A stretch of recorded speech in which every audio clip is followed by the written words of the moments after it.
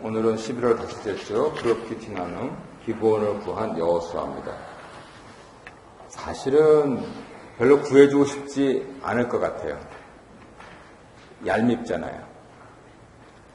그죠? 속여서 가까이 있는데 그렇게 사기를 치다니. 근데 여호수아는 정반대로 행합니다. 지난주 동안 말씀 인도 받으신 것 나누시면서요. 또 초신자들이 있으면 감수성이 예민한 사춘기 때 친구를 위해서 위험을 무릅쓴 일이 있었느냐 하는 부분들 서로 나눠보라고 하면 의외로 또 신나게 말씀하실 분도 있을 겁니다. 내용 보겠습니다. 기브온 사람들이 이스라엘과 화친을 맺었다는 소식을 듣고 위협을 느낀 아도니세덱은 주변 지역의 왕들과 동맹을 맺은 후 기브온을 치기로 합니다. 다급해진 기브온 백성은 여호수아에게 도움을 청하고 여호수아는 하나님의 도우심을 힘입어 왕들을 파하고 기브온을 구합니다. 말씀과 나눔입니다. 이스라엘과 기브온의 소식을 들은 아도니세덱은 동맹군을 결성하여 기브온을 침략합니다. 아도니세덱이 듣게 된 소식은 무엇이고 반응은 어땠습니까? 1, 2절을 보면 여호수아가 여리고 아이성을 진멸하고, 진멸이라고 하는 것은 하나도 남기지 않았다 그런 뜻이죠. 기브온 백성과 화친을 맺었다는 소식을 듣고 두려움에 빠지게 됩니다. 사람이 두려우면은요 반응하는 것이 두 가지가 나타나는데 라합이라든가 기브온은 두려웠기 때문에 빨리 와서 화친을 한 반면에 아도니세덱은 두려웠기 때문에 다른 반응을 합니다. 아도니세덱이 두려워했던 것은 기브온은 왕도나 다름없는 큰 성읍이었다. 그리고 그들은 크고 강한 백성이었다. 굉장하지 않습니까?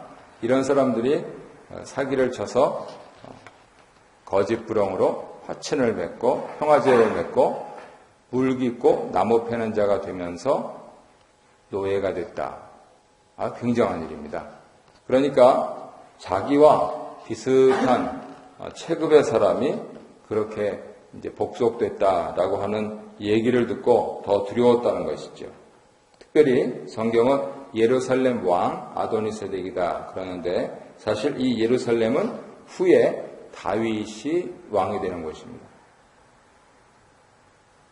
사울은 왕도가 어디였습니까? 네, 거기였습니다. 그런데 본격적으로 비로소 예루살렘의 왕이 된 사람은 다윗이었습니다. 하나님께서 이루어 가시는 역사는 크고 놀라워서 주변 백성들에게 두려움을 주었고요. 말씀드린 대로 라합과 기브온은 그래서 하나님께 순복했지만 아도니세덱은 두려워서 하나님께 대항하고 저항합니다. 마치 궁지에 몰린 쥐가 물으려고 덤비는 것 같은가요? 글쎄요. 우리는 하나님 백성으로서 세상이 하나님께서 통치해 가시는 하나님 나라의 소식을 듣고 두려워할 수 있도록 복음에 따라서 의연하게 그리고 힘차게 그렇게 살아가야 합니다. 네, 말씀을 이렇게 드리는데 연말이 되니까 계속 기운 빠지는 얘기만 들리는 건 사실입니다. 그래서 하나님께서 테스트 하시는 것 같아요. 힘차게 살아라 라고 성도들한테 얘기하는데 그래 얼마나 너 힘차게 사나 보자 그러면서 지난주에는 펑펑펑 그렇게 아주 기운을 쭉쭉 빼놓더라고요. 그렇지만 1, 2, 3 펀치를 맞았더라도 다시 일어나서 죽지 않았기 때문에 힘차게 나가야 됩니다. 그래서 그러한 저항과 또 그러한 두려움으로 인한 대항이 있을 것이다 라고 하는 것을 분명히 예상을 하면서 연말을 잘 보내야 되겠다 이렇게 생각을 하고 있습니다. 이번 아도니세덱은 어떤 조처를 취하게 됩니까? 주변 나라의 왕들과 동맹을 맺고 기브온을 침략합니다. 거기서 동맹군이 된 5 아모리 족속 왕들 명단이 나오는데 예루살렘, 헤브론, 야르뭇, 라기스, 에글론입니다. 예루살렘과 헤브론은 상당히 중요한 지역적인 위치를 차지하고 있습니다. 헤브론은 정복전쟁에서 누구에 의해서 점령된 걸로 기억하시죠? 갈렙에 의해서 점령된 것이고, 그리고 아론 문중한테, 더구나 레위 지파의 가장 큰 어른인 아론 문중한테 토지를 띄워줄 때도 갈렙 거는 예외였습니다. 그래서 용감하게 나가면, 더구나 여든이 넘으셔가지고 그렇게 용감하게 나가신 분은 대제사장 문중에도 땅을 뺏기지 않았습니다. 어쨌든 이러한 사람들이 이제 여호수아와 한판 붙으려고 동맹을 맺었습니다. 아까 예루살렘의 왕은 다윗이라고 상기를 시켜드렸는데, 다윗 시대에 이르면은 여부스 족속이 이곳에 있던 것으로 기록이 되어 있습니다. 즉 여호수아 시대에 아도니세덱 일당은 모두 토벌이 됐는데, 그곳에 이스라엘 사람들이 들어가지 않으니까 하나님께서 멸하라고 하셨던 가나안 7족 가운데 6번째 부족인 여부스 부족이 거기를 차지합니다. 신약적으로 말씀드리면 우리가 우리 마음속에 있는 모든 더러운 것을 다 정리하고 나서 하나님 말씀과 성령으로 채우지 않으면 마귀가 또 들어옵니다. 연말연시가 그런 때예요. 또 마귀가 탑니다. 그래서 개인과 또 가정, 그리고 교회가 그렇게 되지 않도록 더 강한 말씀과 기도, 찬양을 통하여서 우리가 그러한 싸움을 제대로 힘차게 싸워야 되겠다라고 하는 것을 바로 이 시대 상황, 또 부족의 이동을 통해서 알 수가 있는 것입니다. 하나님에 대한 바른 지식이 없기 때문에 기브온과는 달리 아도니세덱과 아모리 다섯 왕은 무모한 전쟁을 걸어왔습니다. 다만 그들은 하나님에 대한 지식이 없었기 때문에 기브온을 응징하겠다, 연합체제를 깨트린 그러한 상응하는 벌을 주겠다 해서 전쟁을 일으키지만, 기브온은 하나님을 두려워해서 하나님께 복속한 사람이기 때문에 기브온에 대한 그러한 명분은 곧 하나님께 명분을 거는 거였습니다. 그래서 이 전쟁이 성립합니다. 성도님들이 교회 생활하시면서 나까짓 거야 이렇게 생각하실지 모르지만 하나님께서는 그렇게 생각하지 않으십니다. 세인트, 성도님들을 건드리는 자는 하나님을 건드리는 것으로 간주하신다라고 하는 말씀을 하시고 있는 것입니다. 그래서 쭉 좀 논리의 비약이 있지만 결론적으로 말씀드리면 성도님들한테 욕하는 것은 대단히 중대한 죄입니다. 그래서 교회에서는 상소리를 못하게 하는 것이죠. 왜요? 나는 저 사람한테 이렇게 대적을 했지만 그 사람 뒤에는 하나님이 계시다 라고 말하는 게 성도라고 하는 그 말 뜻이 되기 때문에, 그래서 우리는 정리하면은 같은 성도끼리 싸우는 것은 100% 안 됩니다. 나쁜 말로 지목하는 것은 더더욱 안 됩니다. 우리가 나쁜 말로 대적해야 할 것은 악한 진영과 원수마귀 사탄이지, 눈에 보이는 같은 교우들 그리고 가족들을 그렇게 하는 것은 말도 안 되는 소리입니다. 하나님 무서운 줄 알아야 되는 것이죠. 내가 왜 이렇게 일이 안 됩니까? 혹시 그런 일이 없었는가 하는 점들을 잘 생각을 해보십시오. 그래서 하나님과 그분의 역사에 대항해서 살아남은 개인이나 국가가 없다 하는 사실을 오늘 이 사건이 잘 증명을 하고, 우리가 할 일이란 무엇이냐? 하나님의 일하시는 것을 수용하고 하나님께 순종하는 것만이 생명을 얻는 것이다. 그러니까 가정이나 교회에서 고분고분하고 또 여러 내 속에 걸리는 것이 많지만은 그것을 잘 넘어가면은요, 사회에서요 우리를 당할 사람이 없습니다. 저는 우리 아이들을 교회에서 기르는 것이 너무 감사한 일인데, 저 자신도 중학교, 고등학교, 이렇게 또 이제 학생회하고 성가대도 쓰고 쭉 해오면서 살아보니까 교회에는 발밖에 없어요. 그래서 거기에 상처받고 하는데 사실은 교회에서 뭐 헌금 드리는 거 외에는 돈 뺏어가는 것도 없습니다. 그래서 거기서 상처받을 일이 없어요. 사회에서는요, 눈 감으면 코베갑니다. 그래서 교회에서 잘 훈련받은 아이들은 사회 나가면 100% 성공합니다. 저는 교회 안에서만 자랐던 사람인데 4대 그룹 안에 들어가 있는 또 모든 사람들이 가고 싶어하는 그러한 기조실, 비서실 이런 데 가도 전혀 꿀리지 않았습니다. 다른 사람들이 조금 이상하게는 생각했죠. 술도 안 먹고 담배도 안 피고 또 오입도 안 하니까 그렇게 이상하게 생각은 했지만은 그러나 모든 사람들이 하찮게 보이진 않더라도 한번 해보자 라고 하는 것으로 충분히 인식이 됐습니다. 우리 아이들 교회 안에서 잘 키우십시오. 애들이 속상하다고 교회 옮기고 자꾸만 그러면은요, 사회 나가서 부적응자가 됩니다. 이민교회의 문제라고 보여지는데요. 어쨌든 하나님 말씀에 순종하면서 사는 것만이 생명을 얻는다 하는 것, 그것은 적어도 여러분 앞에 서 있는 제 인생이 증명을 하고 있습니다.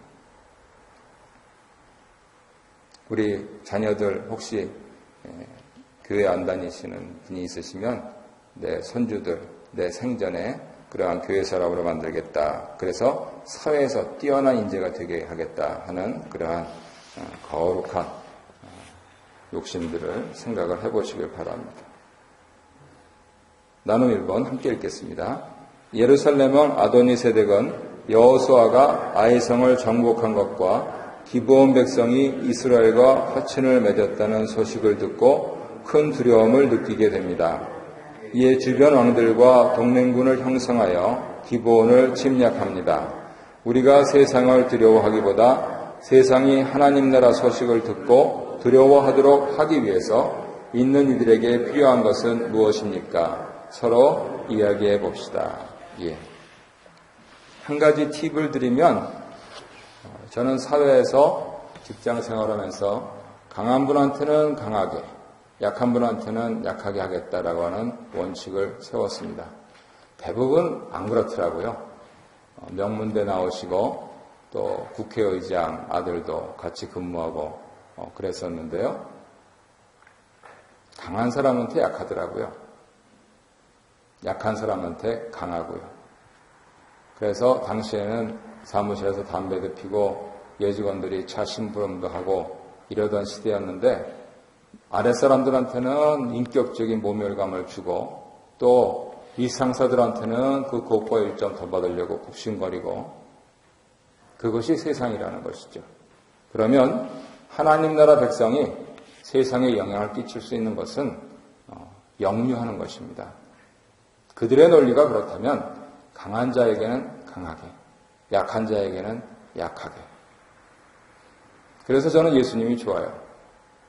예수님은 이 성탄의 계절에 너무 약하신 분으로 오셨기 때문이죠. 그래서 그 약하신 예수님께 한없이 약해집니다. 많은 분들이 자기의 목숨을 내놓을 정도로 약해집니다. 하지만 자기 잘났다고 하는 사람들한테는 한판 붙어보자 하는 마음이 저절로 생기는 것도 사실이고요. 그래서 믿는 사람들은 세상 가치가 아니고 성경 가치대로 살면 이 세상에 영향을 미칠 수가 있습니다. 2번 보겠습니다. 위기에 처한 기브온 백성은 여호수아에게 도움을 요청하고 여호수아는 하나님 도우심을 힘입어 동맹군을 물리칩니다. 기브온 사람이 여호수아에게 보내온 소식은 무엇이고 여호수아는 어떻게 대응합니까? 길갈 진영으로 여호수아에게 파발을 보내 위기 상황을 알리고 도움을 요청합니다. 여호수아는 주저없이 군대를 몰고 가서 적을 급습하여 타격을 가합니다. 하나님 백성 된 사람들은요, 도움을 잘 구하는 사람이에요. 목회를 잘하는 목사는 성도님들께 도와달라고 잘 부탁드리는 사람이에요. 잘 기억하십시오. 훌륭한 리더는요, 도움을 잘 청하는 사람입니다. 자기 혼자 다 하는 사람이 아니에요. 그래서 기브온이 역시 하나님 백성에 들어올 만한 그러한 태도를 갖췄구나 하는 것을 보여줍니다. 이에 대해서 여호수아는 얄밉다고 내버려 두는 것이 아니고 기브온이 처한 공경을 외면하지 않고 기꺼이 돕는데 하나님께서 신실하시기 때문에 돕는 것입니다. 약조가 중요한 것이기 때문에 돕습니다.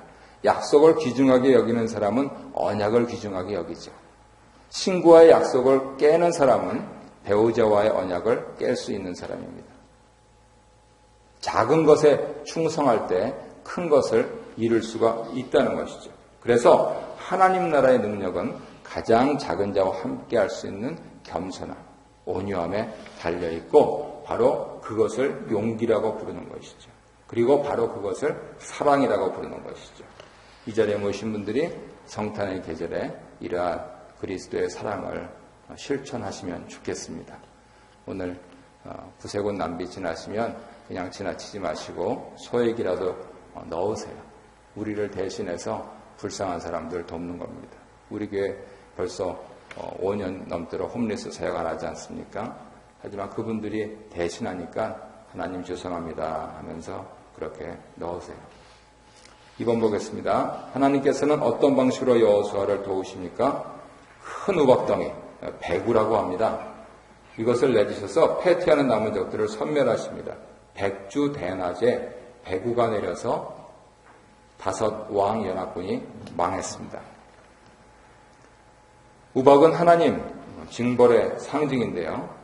가장 하나님께서 기적을 내리실 때 드러나는 현상들입니다. 출애굽할 때도 그랬고요. 그런데 무엇보다도 이러한 자연현상을 넘어서서 하나님께서 보여주신 가장 큰 기적은 바로 예수 그리스도께서 부활하신 것이지요. 어쩌면 우리가 이제 기다리고 기대하고 준비하고 있는 성탄은 부활을 향해 가는 첫 걸음이 되는 것이죠. 그렇다면 하나님께서 예수 그리스도를 내게 소개하시고 내가 그분을 알아서 내가 어떻게 하나님의 기적을 경험하며 살까, 체험할까 하는 그것을 기대해 보는 것도 좋으라고 생각합니다. 마지막 문제 보겠습니다. 전쟁을 승리로 마무리하기 위해서 여호수아가 요청한 바는 무엇이고 하나님께서는 어떻게 응답하십니까? 놀라운 일인데요.